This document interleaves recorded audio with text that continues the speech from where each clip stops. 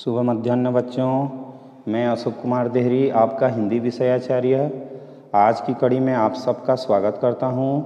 आज हम कक्षा 11वीं विषय हिंदी के जो पूरक पाठ्य पुस्तक हैं वितान भाग 1 उसके अंतर्गत पहला पाठ भारतीय गायिकाओं में बेजोड़ लता मंगेशकर नामक पाठ को पढ़ेंगे।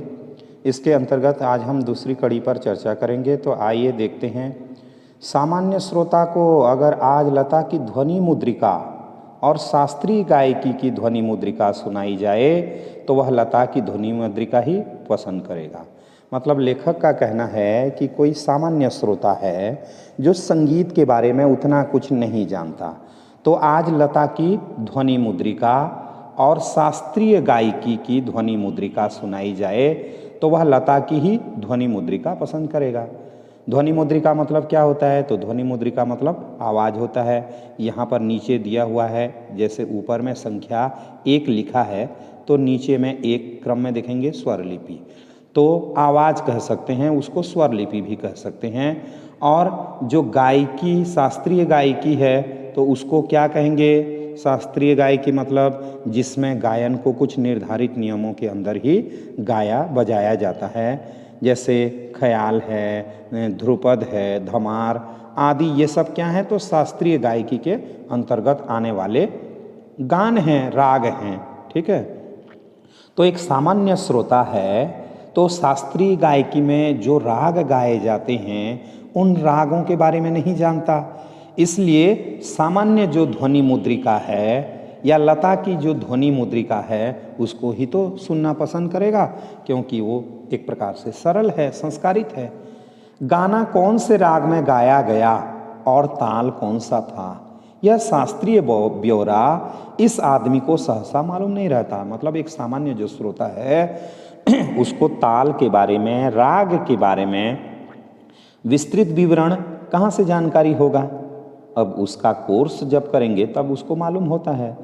तो उसे इससे कोई मतलब नहीं कि राग मालकोस था और ताल त्रिताल। मतलब मालकोस राग मतलब क्या होता है? तो आइए देखते हैं। तो मालकोस राग का जो मतलब होता है उसको हम क्या कहेंगे? गंभीर प्रकृति का राग जिसमें रे तथा प वर्जित है तथा सभी स्वर कोमल लगते हैं। और त्रिताल क्या है? तो त्रिताल कहने पर यह 16 मात्राओं का एक ताल है जिसमें 4-4 मात्राओं के 4 विभाग होते हैं, है ना। नीचे भी दिया हुआ है, आप देखना चाहेंगे तो देख लेंगे। इसको भैरवी 16 मात्राओं का ताल जिसमें 4-4 मात्राओं का विभाग होता है ना। तो आइए आगे देखते हैं। तो उसी की बात कर रहे हैं कि जो सामान्य श्रोता है उसको इन सब के बारे में कोई जानकारी नहीं कि मालकोस राग है कि ताल त्रिताल है। उसे तो चाहिए कि वह मिठास जो उसे मस्त कर दे, जिसका वह अनुभव कर सके, और यह स्वाभाविक ही है। मतलब सामान्य श्रोता को क्या चाहिए? उसको उस गान में अनुभव होना चाहिए, आनंद का अनुभव हो, बस वो वही चाहेगा। और यह तो स्वाभाविक प्रक्रिया भी है, क्योंकि जिस प्रकार मनुष्यता हो तो वह मनुष्य है, वैसे ही गानपन हो तो वह संगीत है। संगीत किसको बोलेंगे? जिसमें गानपन होना चाहिए, है ना।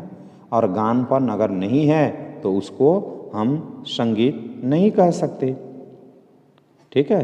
गानपन से अभिप्राय है गाने का एक ऐसा अंदाज जो एक आम आदमी को भी भाव विभोर कर दे, तो ऐसा गानपन होना चाहिए।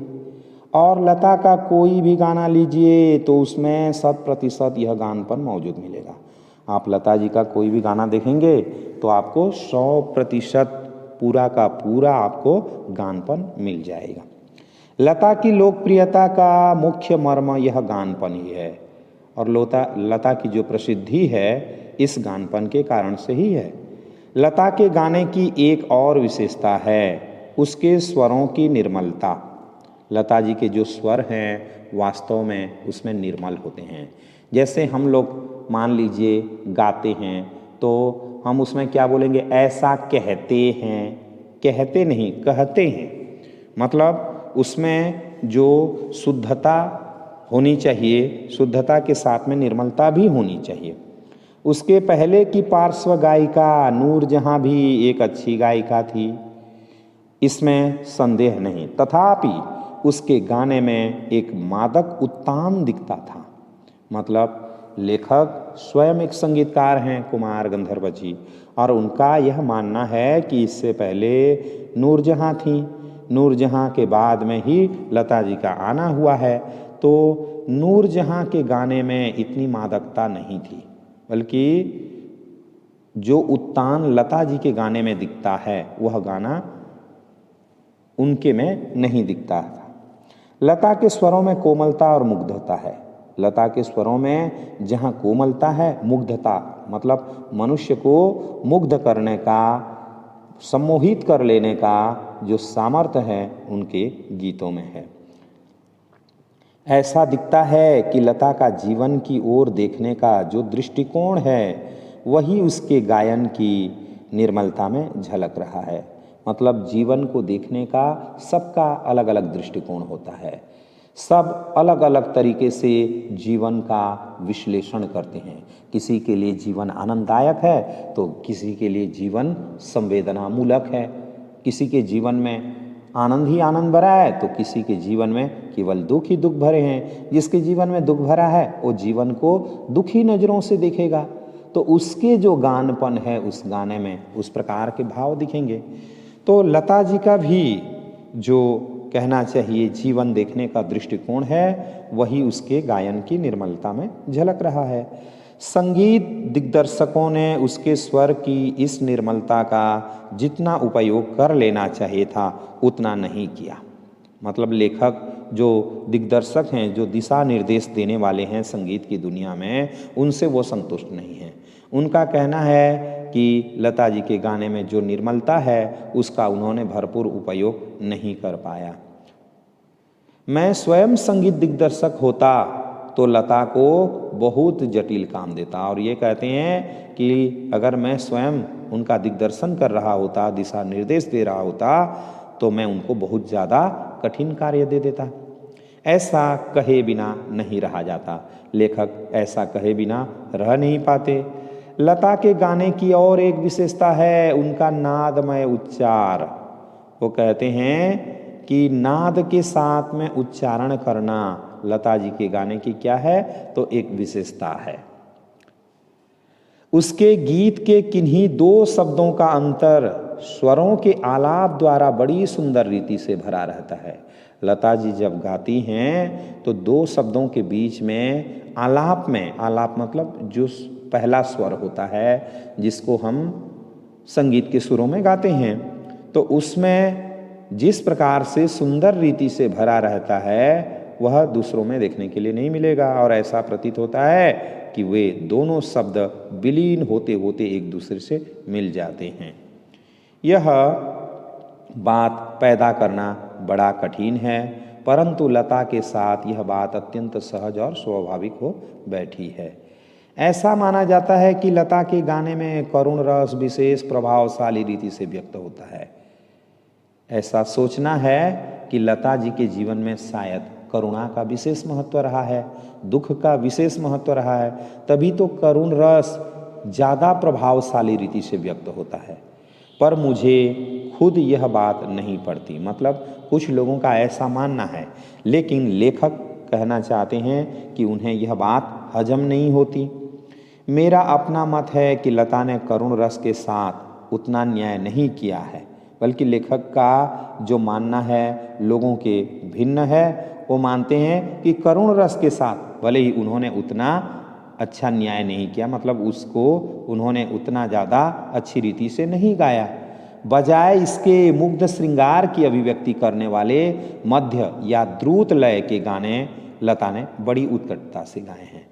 लेखक का कहना है कि जो लोगों को मुग्ध कर देने वाले गाने हैं, आकर्षित करने वाले गाने हैं, जैसे श्रृंगार रस के गाने जिसको कि मध्य या द्रुत लय में गाया जाता है, उसको उन्होंने बड़ी उत्कटता से, बड़ी श्रेष्ठता से उन्होंने गाया है। तो द्रुत लय क्या है आइए जान लें।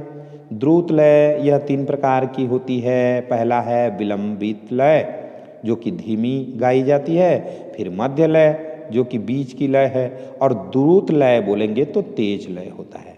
मध्य लय से दुगुनी और विलंबित से चौगुनी तेज लय द्रुत लय कहलाती है। तो द्रुत लय को आप समझ गए होंगे, है ना। तो उनका क्या कहना है, तो उनका कहना है कि मुग्ध श्रृंगार की अभिव्यक्ति करने वाले मध्य या जो द्रुत लय है के गाने लता ने बड़ी उत्कटता से गाए हैं। मेरी दृष्टि से उसके गायन में एक और कमी है। लेखक एक कमी निकाल रहे हैं, वह कमी क्या है। तथापि यह कहना कठिन होगा कि इसमें लता का दोष कितना है। भले ही लेखक अपने दृष्टिकोण से लता में एक कमी ढूंढ रहे हैं, लेकिन वास्तव में यह नहीं समझ पा रहे हैं कि वास्तव में ये दोष है या नहीं। संगीत दिग्दर्शकों का दोष कितना है, इसमें लता का दोष कितना है, और संगीत दिशा निर्देश करने वाले जो दिग्दर्शक हैं उनका दोष कितना है। लता का गाना सामान्यतः ऊंची पट्टी में रहता है। लेखक के अनुसार वह कहना चाहते हैं कि लता का जो गीत है ऊंची पट्टी में रहता है। ऊंची पट्टी मतलब यहाँ पर ऊंचे तार सप्तक के स्वरों का प्रयोग। तार सप्तक मतलब 7 जो स्वर होते हैं उनमें जो पट्टी होती है उन पट्टी का प्रयोग करना। तो ऐसा उनका मानना है। गाने में संगीत दिग्दर्शक उसे अधिकाधिक ऊंची पट्टी में गवाते हैं। अब जो दिशा निर्देश देने वाले संगीतकार हैं उसे ऊंची पट्टी में ही गवाते हैं, उसे अकारण ही चिल्लाते हैं। इनसे क्या करना पड़ता है, उनको ज़्यादा चिल्लाना पड़ता है, आवाज़ उनका उखड़ जाता है। ठीक है, तो आज के लिए इतना ही। आशा करता हूँ आपको अच्छी तरह से समझ में आ गया होगा।